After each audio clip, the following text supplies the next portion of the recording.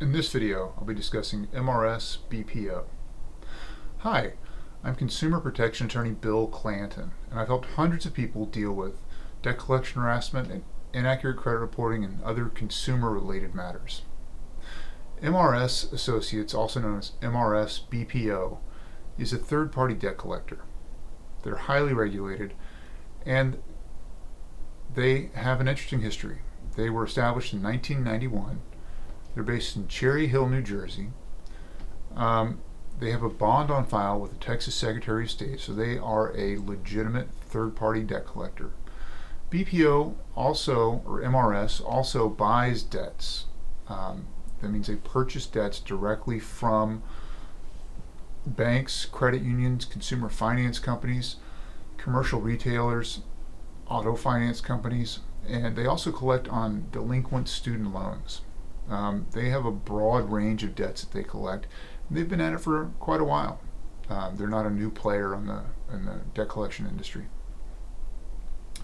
According to what I've been able to find out about them, they have a system of ranking consumers as far as their likelihood to repay. They're not a big player in the debt collection market, so it would be my guess that they buy debt that other debt collectors have been unable to collect. Some of the biggest debt buyers out there are Midland and Portfolio Recovery Associates and Calvary. They buy debts wholesale from credit card companies and other credit card companies and other banks. It'd be my guess that the credit card accounts that MRS collects are debts that Midland and Portfolio and Calvary were unable to collect. So what laws protect you from MRS BPO? Primarily the Fair Debt Collection Practices Act. MRS has been sued approximately 522 times for violations of the Fair Debt Collection Practices Act. There are 85 complaints with the CFPB against them, and the Better Business Bureau reports more than 120 complaints. So they have a pretty serious litigation history. Under the Fair Debt Collection Practices Act, MRS cannot reveal the fact that you owe a debt to any third party. They cannot lie to you or misrepresent to you the amount of the debt, the legal status of the debt, or the character of the debt.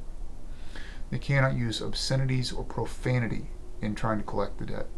They cannot threaten to take any action they cannot legally take or any action they do not intend to take in collecting the debt.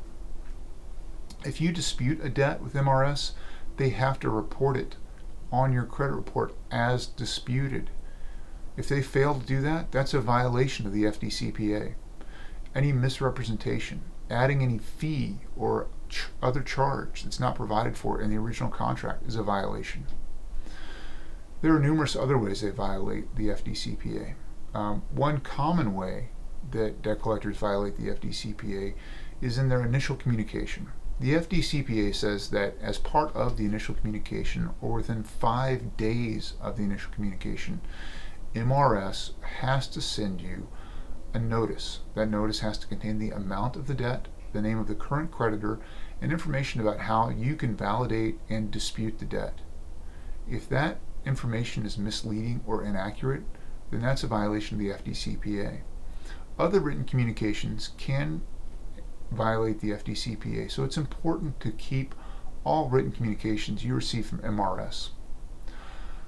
The two other laws that apply to MRS are the Telephone Consumer Protection Act, the TCPA, and the FCRA, the Fair Credit Reporting Act.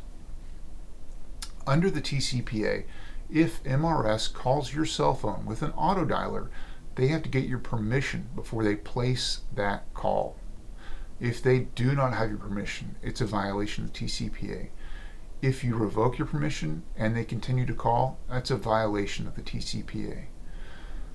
And you can revoke your permission very easily by saying, "This is my cell phone, please stop calling." A violation of the TCPA, each violation of the TCPA, the penalty is $500. And if you can show they violated the TCPA knowingly or willfully, the penalty is $1,500. So the TCPA claims can be very valuable. The third law is the Fair Credit Reporting Act, or the FCRA. The Fair Credit Reporting Act says that MRS has to report the information they have about you completely and accurately. If they report inaccurate information, you have the right to dispute their reporting.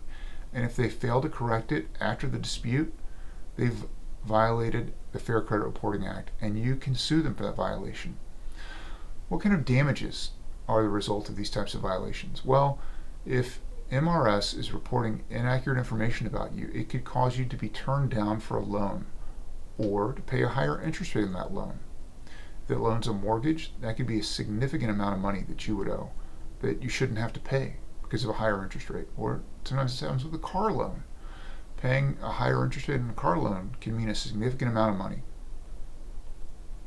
These are the ways that inaccurate credit reporting can harm you, take money out of your pocket. These are all powerful federal laws. They can put a stop to MRS. If you're ready to turn the tables on MRS, call our office. We have the knowledge, the experience, and the systems to put an end to their harassment and inaccurate credit reporting. We can restore your reputation and stop the calls. My number is 210-226-0800. I want to help you out, but I can't do it until you give me a call. Again, my number is 210-226-0800. Call today, and thanks for watching this video.